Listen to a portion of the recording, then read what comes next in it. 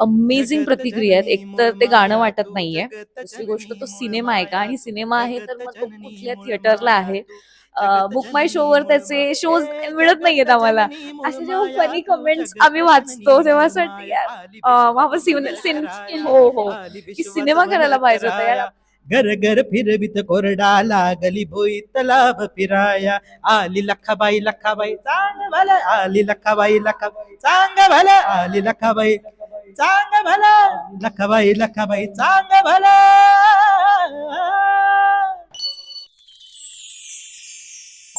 नमस्कार, मी कस्तुरी. सिने चित्रमध्ये तुमच्या सगळ्यांचं स्वागत आहे. आली लखाबाई गाण्याने सध्या धुमाकूळ घातलाय. 50 मिलियन जेव्हा एका गाण्याचे व्ह्यूज जातात तेव्हा अमृता एक कलाकार म्हणून काय वाटतं, आणि खरं तर जेव्हा लखाबाई अंगावर शहारा आणतो, तू स्वतः जेव्हा तुझा लुक पाहिला आरशात की मला असं करायचं आहे, काय वाटलं होतं तेव्हा? सगळ्यात आधी थँक्यू सो मच ह्या सगळ्या प्रेमासाठी. तू सुरुवातच अशी केलीस की 50 मिलियन क्रॉस झालेत. हे खरंच बिलीव्ह होत नव्हतं. कारण गाण्याच्या रिलीज नंतर माझ्या मते पूर्ण एका आठवड्यानंतर हा इंटरव्ह्यू चालू आहे. आणि हे सगळं ऑर्गॅनिक आणि लोकांपर्यंत आपोआप पोहोचलं. माझ्या मते आई लखाबाईचाच आशीर्वाद होता की ते गाणं इतकं इतकं पोहोचलं सगळ्यांपर्यंत की आम्हाला एक तर वेगळी विशेष अशी काही काळजी किंवा काही करायची गरजच नाही पडली. एक हितेशचं स्वप्न होतं एक असा प्लॅटफॉर्म करायचा, एक असं युट्यूब सुरू करायचं जे नॉर्मल नसेल. एकतर पहिलं राजा राजा राजा राजाच्या इतक्या मोठ्या यशानंतर परत आली लखाबाई हे गाणं जेव्हा माझ्याकडे आलं परत, आणि राजा राजानंतर हितेशचं जेव्हा मला हे ब्रीफ त्यांनी ऐकवलं. एकतर तू लुक बद्दल म्हणालीस तर एक तर असा लुक करायला कोणाची इच्छा होत असेल म्हणजे काय वेडा आहेस का म्हणलं तू, कसं काय पॉसिबल आहे हे. म्हणजे मला विश्वास ठेव माझ्यावर. जे काही होईल, जे तू बघशील फायनल, ते लोक तुला त्या लुक बद्दलच विचारतील. आणि हे खरंच आज तो दिवस आहे की तुम्हाला लुक बद्दल विचारलंस. खरं तर माझ्याकडे शब्द नाही आहेत. आता लोकांच्या इतक्या अमेझिंग प्रतिक्रिया आहेत. एकतर ते गाणं वाटत नाहीये. दुसरी गोष्ट तो सिनेमा आहे का? आणि सिनेमा आहे तर मग तो कुठल्या थिएटरला आहे? बुक माय शोवर त्याचे शोज मिळत नाहीयेत आम्हाला.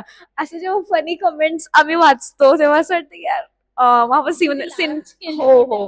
की सिनेमा करायला पाहिजे होता यार. आपल्याला स्वतःला मोठ्या स्क्रीन. आणि एक दिवशी तोही दिवस माझ्यामध्ये हितेश आम्हाला आणेल. आणि आमच्या सगळ्या टीमची खूप खूप मेहनत आहे.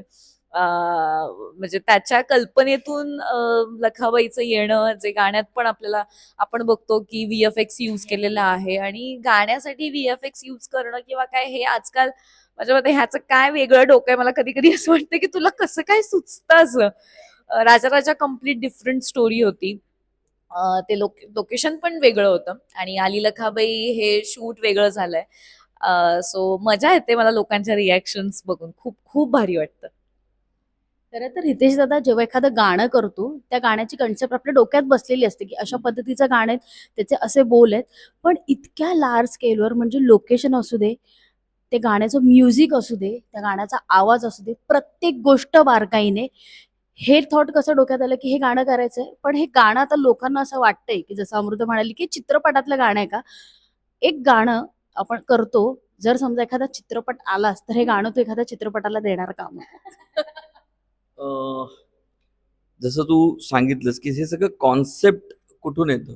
तर हे सगळं म्हणजे करताना सुचत जातं. म्हणजे मला एक देवीचं गाणं करायचं होतं आणि आता तू जर म्हणशील ना, की ॲज अ कंपोजर देवीचं गाणं म्हटलंस, की नॉर्मली अंबाबाईचं गाणं आणि तुळजा आईचं गाणं, तसं आणि यल्लम्माचं गाणं, अशी खूप गाणी फेमस आहेत.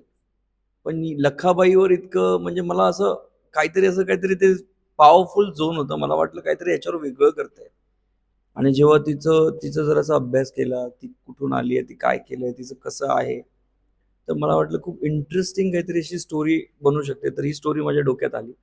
आणि मग डिस्कस केलं मी अमृताबरोबर, की असं-असं काय डोक्यात येतंय, काय करू शकतो का? मग त्यांचं कल्चर थोडंसं स्टडी केलं, की काय त्यांची त्यांची गाणी कशी होतात. सुरुवातीला धूप आरती जर ऐकशील, तर ती एकदम त्यांचं ट्रेडिशनल तसंच असतं. तर ते सगळं घेणं, ते करणं आणि make it look like so big आणि रिअल. तर ते सगळं थॉट प्रोसेस होतंच. पण YouTubeवर काय वेगळं करता येईल? काय काय वेगळं करता येईल, की आपला प्लॅटफॉर्म मी नेहमी सांगतो, की नेटफ्लिक्स आणि हॉटस्टार सारखं ते इंटरनॅशनल एक प्लॅटफॉर्म झाला पाहिजे, की हितेश मोडक ओरिजिनल्सवर काही येणार तर ते क्लासी आणि काहीतरी वेगळंच असेल. आज ऑन दी अदर साइड आज एक रॅट रेस चालू आहे, की व्ह्यूज आणि काय म्हणतात ते ट्रेंडिंग व्ह्यूज आणि हे सगळं चाललंय. I want to be apart from this. I want to be different. I want to do create good work. I want to create magic. माझं एवढंच म्हणणं. जसं तू आता म्हणालास की युट्यूबसाठी व्हीएफएक्स म्हणजे चित्रपटात आपण व्हीएफएक्स नेहमी बघत असतो ते खूप छान वाटत असं, पण जसं युट्यूबसाठी व्हीएफएक्स करणं कसं सुचलं आणि तो पण जेव्हा अमृताचा लुक म्हणजे ते असं दाखवलंय आणि कम्प्लीट ती ज्या ह्याने वाईब होते आणि तो लुकच असा येतो, हे कसं सुचलं म्हणजे युट्यूब आणि व्हीएफएक्स हे काय कनेक्शन आहे म्हणजे नवीन तू काय आणतोयस का? नवीनपेक्षा हा एक थॉट प्रोसेस होता. नवीन असं काय नाही, म्हणजे मायकल जॅक्सनने ते 80s मध्ये करून ठेवलंय, ते आम्ही we are trying to chase that.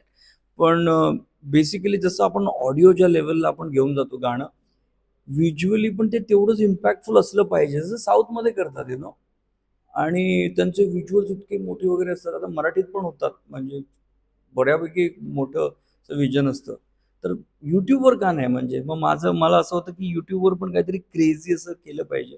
आणि एक ती स्टोरी होती ना, की जसं तिचे जे 11 दिवसाचा नवस आहे आणि तिला मग कसं देवीचे वाहन प्रोटेक्ट करतात त्या 11 दिवसात, ते सगळं दाखवणं. मग म्हणजे टीम गोकुळ वगैरे, ज्यांनी राजा शिवाजी आणि मोठे मोठे फिल्म्स केलेत त्यांनी, हर हर महादेव, तर त्यांनी खूप म्हणजे खूप साथ दिलं. मग आमचा हा मित्र आहे एक नवीन मिळालेला स्वानंद, तो देवीचा जो सेक्शन आहे तो त्यांनी पूर्ण केलाय आणि तो डिरेक्टर पण आहे. आणि त्याने त्याच्याशिवाय मला वाटतं हे गाणं कम्प्लीट झालंच नसतं. तर एक विजन असते एकाच्या मागे आणि मग ती टीम असते की त्या विजनला घेऊन कम्प्लीट करणं. मला वाटतं या टीममुळे सगळं झालं. तर तुमच्याकडे खरं तर देवीचं गाणं म्हटलं की तो आवाज पण तसा भारदस्त पाहिजे. आजपर्यंत तुम्ही अनेक गाणी गायली, ती गाणी वाजली, हिट झाली. हे गाणं काय वेगळं होतं आणि जेव्हा हितेश दादांनी तुमच्याकडे गाणं आणलं असेल, तुमच्या डोक्यात पहिला थॉट काय आला होता आणि ह्या गाण्याला आवाज आपला देणार आहोत त्याबद्दल काय सांगा? खरं तर हितेश बरोबर माझं हे दुसरं गाणं आहे. राजा राजामध्ये पण माझा आवाज होता. हे गाणं खरं तर मला वाटतं खूप सुंदर झालेलं आहे, कारण ह्याच्यामध्ये दोन्ही तिन्ही भाव आहेत. एक भक्तिभाव आहे, करुणा भाव आहे आणि त्याचबरोबर एक ॲग्रेशन पण आहे, दाखवलं गेलेलं आहे. आणि मला वाटतं की आत्तापर्यंत मी जे गाणे गायले त्याच्यामध्ये बऱ्यापैकी वेगळ्या जॉनरचं गाणं होतं आहे, कारण ह्यामध्ये म्हणजे मी माझ्या आवाजाचा एक वेगळा टेक्स्चर यूज करून गाणं गायलेलं आहे. आणि मला हे एका झटक्यात नाही झालेलं आहे. हे आम्ही कितीतरी वेगवेगळे अटेम्प्ट केलेले आहेत. मला जेव्हा फर्स्ट हितेश दादांनी सांगितलं होतं की आपल्याला हे गाणं करायचं, तर त्यांनी जसं मगाशी सांगितल्याप्रमाणे वेगवेगळे रेफरन्सेस मला ऐकायला दिलेले होते. बाबा एक काय प्रकार आहे, कारण हे तर म्हणजे मोठं देवस्थान आहे हे माहिती आहे आपल्याला, पण आता आपण काम करतोय तर काहीतरी स्टडी मागे पाहिजे. मग त्यासाठी दादानी मला वेगवेगळे रेफरन्स दिले ऐकायला. आणि तसं करत करत करत करत करत मला वाटतं की आमचं गाणं रिलीज व्हायच्या एक 4-5 दिवसांअगोदर आम्ही त्याच्यामध्ये चेंजेस करत होतो, वोकली, काही कोरस पार्ट्स आणि असं, म्हणजे ते एका ह्याच्यात झालेलं नाहीये. खूप खूप त्याच्यामध्ये आम्ही मेहनत घेतलेली आहे. आणि आत्ता त्याचं हे यश बघून खूप समाधान वाटतं की आपण केलेलं ते व्यवस्थित लोकांपर्यंत पोहोचले आणि आवडले लोकांना. खरं तर अमृता चुलीवरती भाकरी भाजणं, हातात मशाल घेऊन जाणं आणि कोणत्याही गोष्टीला गालबोट न लावता जो देवीचा तुम्ही गोंधळ मांडला होता, सो हे बघून कसं वाटतं आणि जसं तू म्हणतेस की अगं तो डोंगर किती पार आहे, तू कशी जाशील वगैरे, पावसाचा जो सीन आहे वगैरे, हे करताना अभिनेत्री म्हणून एक आपण थोडं वेगळं बाजूला ठेवूयात, एक माणूस म्हणून, एक व्यक्ती म्हणून तू कसं पाहते की खरंच जे भक्तिभावाने असे नवस करतात, जे असं नवस करायला जातात, तू याकडे कसं बघ? मी एकतर सगळ्यात मोठी गोष्ट माझ्यासाठी अशी होती की मी आपलंच गाणं असल्यामुळे मी अर्धा वेळ प्रोडक्शन सांभाळत होते. अर्धा वेळ मी कम्प्लीट माझं मग कपडे काय आपण घालणार आहोत, बरं त्यातला एक आणि एक साडी म्हण किंवा काही म्हण, तर ते मग आमच्या घरातून आल्या होत्या साड्या सगळ्या, हे अरेंजमेंट करण्यात. आणि ऍक्टर म्हणून मी मुळात तिथे नव्हतेच. मी कम्प्लीट झोकून दिलं होतं स्वतःला, कोणाचं काय. देवीचं वेगळं शूट झालं होतं. देवीच्या शूटच्या दिवशी माझ्या मते जेव्हा आम्ही तिला रेडी केलं, तो लुक बघून, कारण त्याच्या मागची मेहनत इतकी होती की मी पुण्यात होते, एक इन्सिडेंट झाला होता, हितेशचा ऍक्सिडेंट झालेला त्या दरम्यान. आणि त्याला कम्प्लीट 2 बोट खोच आतमध्ये पडली होती आणि आमचं शूट नेक्स्ट डे पासून सुरू होतं. सो इतका मोठा म्हणजे इतका स्ट्रगल झाला या शूटिंग दरम्यान. आणि जेव्हा मी देवीला बघितलं त्या ग्रीन स्क्रीनच्या समोर, मी अक्षरशः मी रडायला लागले. कारण ती मेहनत आहे. आणि माणूस म्हणून तू जर म्हणालीस मला की एक देवाचं गाणं आपण करतोय, त्यामागे श्रद्धा तर आहेच कम्प्लिटली. पण श्रद्धेबरोबरच जो आपल्या गाण्याचा मेसेज आहे की कर्मा किंवा तुम्ही जर चांगली कर्म केली तर त्याचं फळ हा देव नक्की देतो. आम्ही दोघं म्हण किंवा अख्खी टीम लखाबाईची, आमचं एमच असं होतं की आपण जे काही करतोय ते इतकं बेस्ट आणि बेटर करायचं की ज्याचा रिझल्ट आपल्याला गाणं रिलीज झाल्यावर तर मिळणारच आहे. आणि हितेश फार त्या बाबतीत मग म्हणेन की खूप पॉझिटिव्हिटी आहे त्याच्याकडे, कारण प्रत्येक वाक्यात त्याचं येत होतं की बिलीव्ह मी, मी जे काही करतोय ते माझ्यावर तुम्ही कम्प्लीट ब्लाइंडली ट्रस्ट ठेवा. सो माणूस म्हणून माझी इन्व्हॉल्वमेंट तितकीच होती. आणि मुळात माझं बॅकग्राऊंड किंवा मी जिथून आहे, माझं गाव कोल्हापूर, आणि आमची मूळतः माझी देवी ही सौंदतीची यल्लम्मा. त्यामुळे ती तर फारच कडक देवी.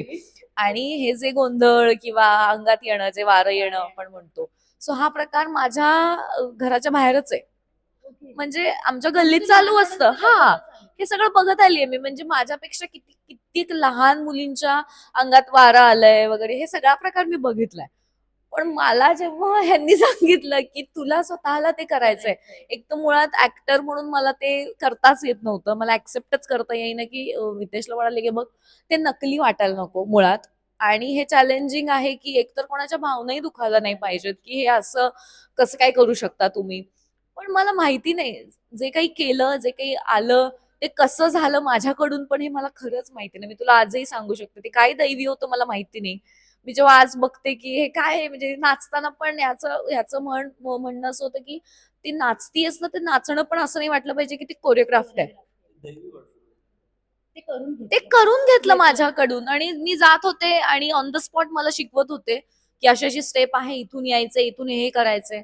आणि ते मी फॉलो करत होते. मला फक्त एवढंच माहित होतं, मी ते गेटअप केलेलं, मी कशी दिसतीये, मला काय इथे कुंकू लावलंय, मला काळं दाखवलंय, ह्याच्याशी मला काहीच देणं घेणं नव्हतं. मला फक्त माझं एम एवढंच होतं की मी इथे इथे मी ऍक्टर म्हणून उभी आहे आणि मला प्रूव्ह करायचंय, जसं मी राजा राजामध्ये प्रूव्ह केलं. आणि मी दाखवून दिलं की येस, मी हे हे करू शकते. आणि मला ऑब्व्हियसली हा मोठा चान्स हितेशनी पुन्हा एकदा या गाण्यातून दिला. आणि ते केलं मी ऑब्व्हियसली. पण आणि तू भाकरीचं सीन वगैरे मला म्हणालीस, ती तर खूप गंमत आहे अगं. राहतं घर होतं ते, आणि एक छोटं बाळ, म्हणजे जन्माला आलेलं बाळ होतं, ते आतल्या रूम मध्ये होतं आणि ती बाळंतीण बाई होती. आम्ही मधल्या वेळेत चेंज करायला रूम मध्ये जायचो, बाळ झोपलंय का विचारणार, परत बाहेर येणार, परत सीन करणार. आणि शेळ्यांचा सीन होता जो भाकऱ्या थापते. हा, अशा मी कितीतरी भाकऱ्या त्या शेळ्यांच्या नादात संपवल्या की त्या बिचाऱ्यांना मी, काका जरा देता का, काका जरा देता का, असं करून करून मी ऑलमोस्ट त्यांच्या सगळ्या भाकऱ्या संपवल्या. आणि ते बिचारे इतके स्वीट. आम्ही साताऱ्यात शूट केलं आणि सातारा माझं प्रेम आहे. माझं पहिलं काम पण साताऱ्यात. आणि माझ्यामध्ये बापू म्हणून होते ते साताऱ्यातले, आणि खूप छान घर होतं त्यांचं. सो अशी गंमत आली. आणि ऑब्व्हियसली माणूस म्हणून म्हण किंवा ऍक्टर म्हणून तो अनुभवच खूप खूप वेगळा होता माझ्यासाठी. खरं तर हितेश दादा राजा राजा झालं, आली लखाबाई, आता हिट्सवर हिट देतोय. नेक्स्ट काय असणार आहे त्याची उत्सुकता आहे. आणि मलाही समजेल. अजून काय हे नाहीये.